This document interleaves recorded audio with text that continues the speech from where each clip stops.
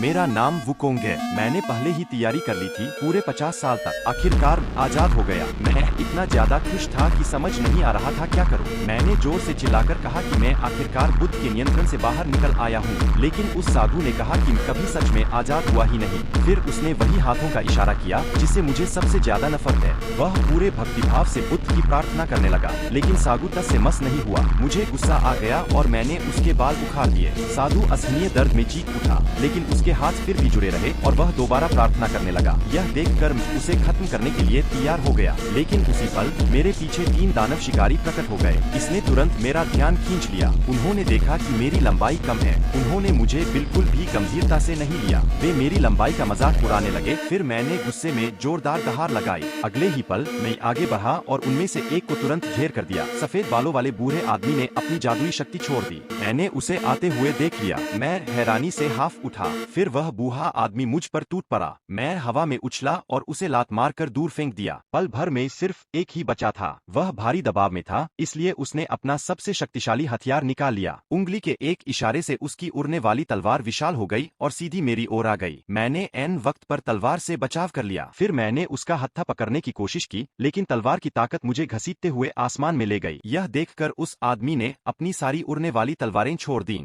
अनगिनत धारदार तलवारें हवा में मुझसे टकराने लगीं। इसलिए मैंने अपना हथियार बुलाया। मैंने हर एक तलवार को आसानी से दूर झटक दिया। अब वह अपनी तलवारों पर काबू नहीं रख पा रहा था। उसने सबको मिलाकर एक विशाल तलवार बना ली और उसे मेरी ओर भेज दिया। इस बार मैंने भागने का फैसला नहीं किया।